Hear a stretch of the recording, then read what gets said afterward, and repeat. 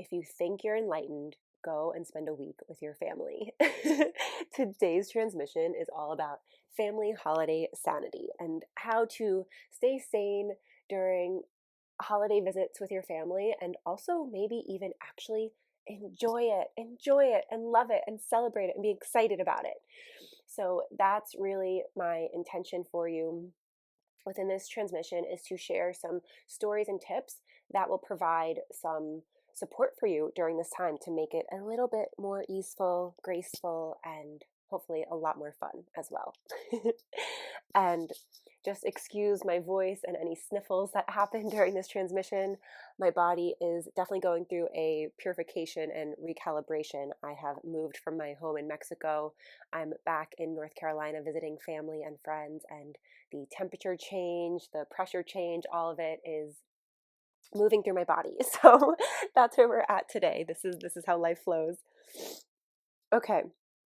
So to share a little bit, I used to really struggle with my family, as I know many of you do, right? This is where our main wounding, pain, traumas, it comes from our family of origin for the most part. And so I know that anytime I would go visit my family or spend time with my family or even think about family, I would just feel so triggered and I would really want to avoid it. I would want to avoid family time. I moved across the country, then around the world, so that made it really easy. And as I've been on this journey, it has been such a blessing because the relationships with my family has really healed so much, and it's such a blessing, it's such a gift. And what I'll say about all of this is they didn't change. They didn't change. How I related to them changed, and I really think that's the biggest piece around this, with the caveat of course, like if you have an incredibly toxic and abusive family, like verbally abusive, physically abusive, anything of that nature, this is a different conversation. However, if you have like run of the mill family drama, as we all do, then this will likely support you. So the first piece is, as I said, like, right, I used to really struggle with them. And this is something that I hear from so many clients. And I know how hard it is. I know how hard it is. So my story used to be that I'm the black sheep of the family and no one understands me. They don't get me. I'm just so different. And that used to be, and it just brought so much pain. I was like, yeah, they don't understand me. They don't get me. I'm so different. I'm on my spiritual journey and they're not. And it was like, my family doesn't, if I were to say, oh, like, they're not doing the work. They don't even know what the work means as a phrase. They're not doing shadow work. They're quote unquote not on their spiritual journey. Like, I have no idea what their spiritual journey is. And so I'm not one to judge. We're all on our own paths. But that's really the first key piece of all of this is I used to judge them. And so here I was in this story of they're not accepting me. They're not understanding me. And I had this aha moment a couple of years ago. And I was just like, whoa, Serena, like, you're judging them, right? Everything's a mirror. And once I saw that I was judging them, I was not seeing them, I was not understanding them, and I flipped the narrative, I was like, oh my goodness. Wow. Because that brought so much more responsibility to me. It brought so much more clarity to me. It brought so much more softness to me. And that change of perception of me taking responsibility for where I'm actually judging them, where I'm bringing a discordant energy to them, where I'm not seeing them in their highest light, and taking responsibility for the relationship in that way and my emotions in that way really allowed everything to start shifting naturally. Like I said, I don't really feel like my family changed at all. Like I said, they're not going to therapy, they're not doing the work in the traditional senses of the word. And yet now when I'm with them, we're laughing, we're playing, we're having fun, and I can meet them with so much more compassion and love and actually see them so much more. So the first thing is, like, right, if you have that story, and like now the beautiful thing about the story of the black sheep is now I just call myself like the rainbow glitter unicorn of the family, because like if you're the black sheep, it's this very isolating experience. And most people I meet and clients I have that same story. And it's a really disempowering story. And while there may be some truth in it, let's say, there's also a lot of truth in me being the rainbow glitter unicorn of the family, because it's still it's still honoring how, there can be so many differences between me and my family and, what we enjoy talking about or the activities we like doing. And it's bringing this like lighthearted, love of like not that I'm isolated or that I'm different than. It's just like it's playful. I'm the rainbow glitter unicorn. Like it just that one brings me so much more joy to say, and it feels so much more connecting to me. It's not something that's happening, happening to me. It's something that is powerful. It's a powerful narrative. It's an empowering story. It's a playful energy. And as you know, in my work, that is so important. So, changing the perception, changing how I was viewing my family and how I was viewing myself. So, starting with the energetics was one of the biggest things to start shifting the dynamic. Obviously, a lot of the healing work that I've done within myself has shifted the dynamic. So, another really important key of relating with your family and staying sane, and as I said, even having fun with them, is to bring so number one, bringing so much acceptance, accepting them for who they are, accepting them for who they are, because right, that's what you want, that's what you want them to do for you. So are you doing it for them, as I just talked about? And then patience, so much patience. No one is perfect. We're all messy. Sometimes we say the wrong thing, we get angry, we judge. Like we all do this to each other at times. And so knowing that they're trying their best, I truly believe this. Everyone's always trying their best. And just because it doesn't look how we want it to look or feel how we want it to feel or sound how we want it to sound doesn't mean it's wrong.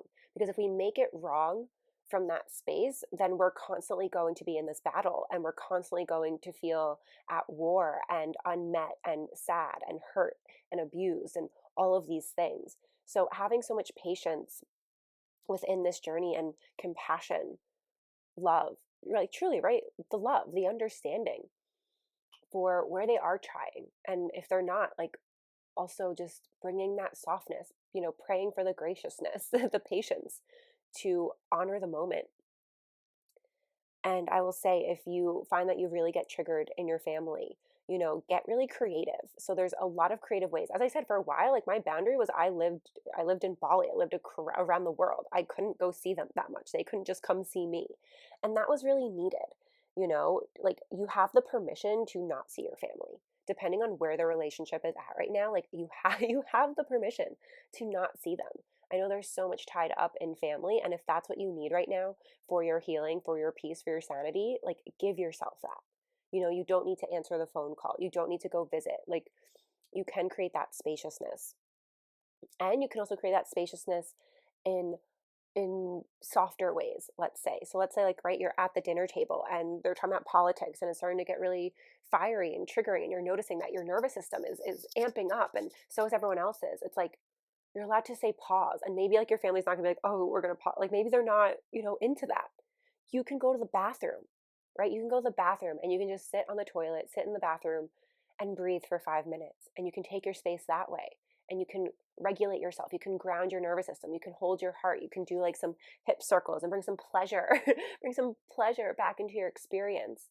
So then you can go back into the room and meet the situation with new eyes and speak from a regulated place, right? That's so important to not keep escalating situations. Another really, if you are getting kind of like tired of engaging, but you're still there, right? You're still at the house, whether at your house or whatever it is, you know, do the dishes. Like, I find that's one of the best ways where it's like, right, you're kind of still around everyone, but you're occupied, and you can make doing the dishes a meditation, and you're helping the family, you're helping everyone, but you don't necessarily need to like engage with everyone. You have some spaciousness. You're using your hands, you're in your body, right? It's a very grounding practice that can be so soothing for the nervous system and for your heart to just allow yourself to be fully immersed in that experience and create spaciousness, create a boundary in a different way. So really getting creative, right? Using your creativity here. How can you create boundaries in a different way? Another really important thing is to, what are your non-negotiables while visiting with family of, self-care? Like, what do you need? Do you need to have, 30 minutes or an hour of a workout to get your endorphins, to move your body, to clear your head, to move your energy and your stress? Do you, do you need time to meditate? Do you need, what do you need? Like, what do you normally have in your routine? And so here's the key piece is like knowing it likely needs to adapt while it's the holidays or while you're with your family. So, right, maybe you don't have your favorite workout studio where you can go to like an hour long, super intense workout class. Or, maybe it's me, like I don't just have like the ocean that I can run into and just like swim around. So how can you adapt this for the environment that you're currently in? And once again, this is getting creative. So for me, like, right, I'm going on super cold, chilly walks around the neighborhood, but that's, really refreshing my energy. It's getting me in my body. It's keeping me connected to nature, and I'm doing what I can. I hate being cold. It's nothing like being at the beach in the sun, and it's what I have access to. And so that excites me. I'm not focusing on what I don't have, right? Don't focus on what you don't have. Focus on what you do and ways to make it work. So that's going to be really important, right? So like I take an afternoon break and I'll just like, meditate for 10 minutes or something, and or do a little pleasure practice, some pleasure breaths, and come back to myself, staying connected with my friends, sending voice notes, not just going totally off grid, but having a moment, texting them, staying plugged in to my soul family, that tribe, that way. Because another big thing here, and maybe you experience this, is sometimes I find the conversation to not be as stimulating. And that's something that I used to judge. And here I just say, like, and I've made so much peace with this, is, find common ground. Where can you connect? Because right, I used to be like, oh, I can't connect with them here, here, and here. So then I started asking the question, well, where can I connect? You see how different that is?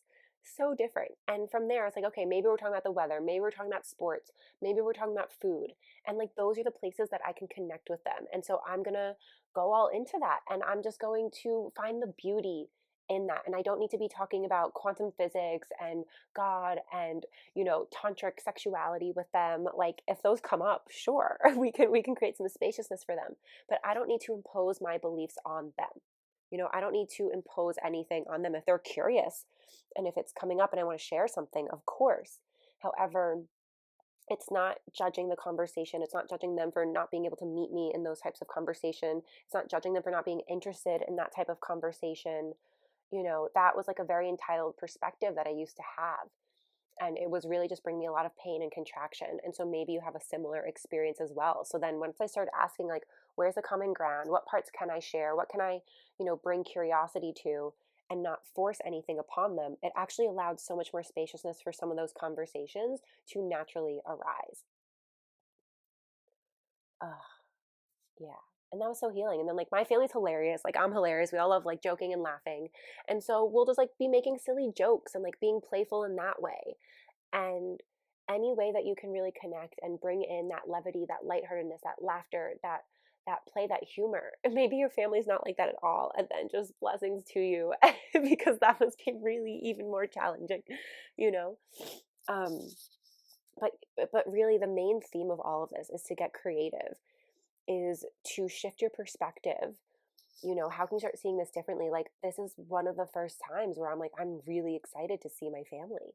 And for so many years, I was like, I don't want to see them. This is so hard. And it was a journey.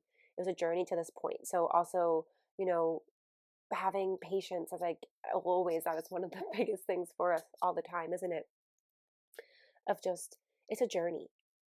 It's a journey. And wherever you're at within that, it's perfect. And it's going to continue to shift and change because that is the only reality. That is the only truth, is everything is always changing. And so maybe this year it's like, okay, how can I just stay sane? And I'm going to go take 10 minutes in the bathroom. I'm going to go be washing the dishes. I'm going to go on a walk. I'm going to do, those types of things and create some space and love for myself, or something else of that nature. And maybe this year, it's a little bit different and you're in a different relationship with them and there is more understanding and acceptance and there is more play and you're actually even laughing this time until you get to the space where it's like, wow, I'm actually so excited to see. Like, this is what I was thinking this morning. I was like, wow, I'm so excited to see my parents. These are the humans who birthed me, who created me, who raised me, who have taken care of me my entire life, who love me so much. And maybe they don't always know the right, quote unquote, right way to show it, but like, I know that they do. And so to have that level of peace and openness of an excitement for me was just one of the most eye-opening shifts, reflecting how much I've changed and how much my life has changed and dynamics have changed. And this is really, as I said, all from me doing this work because my family is not doing this work. And so I can really have that clear contrast of, it's really been my perspective that's been diluting so much of the connection. Oh, okay. So yeah, that's what I have for you in this transmission, is Where can you take responsibility for the relationship with your family? Where can you shift your perspective around your family to bring in some of that excitement, that joy? How can you find common ground with them? How can you bring patience and compassion knowing that they're doing their best? How can you create spaciousness for yourself when it does get triggering or intense? How can you be the embodiment of everything that you've learned, that you've changed, rather than telling them, oh, you need to know this about your nervous system, or this is what I learned about God or the universe, like, and this would really help you. How can you approach it in a way that's like an invitation for them, where they get curious? They're like, wow, you just seem so peaceful and joyful. Like, what are you doing? You're like, oh yeah, like I practice yoga now, or oh, I've been, processing my emotions somatically, or I've been focusing on play. Like it's your embodiment is going to be what sparks the curiosity and the change. It's usually never by telling someone, right? They like, right, for someone that's like, oh, you need to do this and you need to do that, and that just doesn't fucking work. None of us like that. If someone were to do that to me, I would be annoyed as well. And so if you're bringing that energy, it's like, no wonder they're not receiving you. And so I've learned over the years of like, yeah, our own embodiment gets to spark that curiosity, and it gets to be an invitation. And then if they want to know, then yeah, go all in and go down the rabbit hole. But if someone's not wanting that, if we start to shove it down their throat, it's not going to be supportive. So those are some of my holiday family sanity tips, tricks, ideas for you. If you have any others that really support you, please comment on this episode so we can grow the ideas together. We can have more creativity together. We can support each other more. And really, when we start to heal the family system, it is one of the biggest gifts that we give to ourselves and we give to our planet. And as I started out this episode with saying, if you think you're enlightened, spend a week with your family. As you all know, that is the mastery. If you can learn, if you can learn to enjoy and celebrate and even be excited about time with your family, or even if you can just stay sane, excuse me, if you can just stay sane during the time with your family and stay grounded within yourself, stay regulated within yourself, and find a moment of laughter and not all blow up at each other, that is still success. That is still something to celebrate. And that is the reflection of all of the work that you're doing. Like, this is the double black diamond. This is the hardest space to do it in. So like, know that going into it, like you are going into the double black diamond, into the, I don't want to say the battlegrounds, but like, or say you're going to war, because right, this is a space of like connection, but like this is really going to be the space that can trigger you the most. And so going into it with a strong mindset and a loving heart is going to be what supports you in actually alchemizing all of that and have the real opportunity to repattern a lot of the pain. Like, this can be one of the most healing experiences for you. This time with your family during the holidays can be one of the most healing experiences for you if you let it. If you choose for it to be, you can have master alchemy within this experience, and so many timelines can collapse. So that's, oh man, I just got chills saying all this. That's like really what I want to leave you all with is, you can collapse so many timelines here. You can heal so much here if you show up with that energy, with that open heart, with that creativity, with that groundedness. You will be amazed. And that is the ultimate gift for yourself. And then you're also going to just experience so much more connection and softness with your family, which will change so much and is such a gift to be in. So that's what I have for you all today. Have the best holiday season. I'm sending you all so much love and giant hugs. Mwah.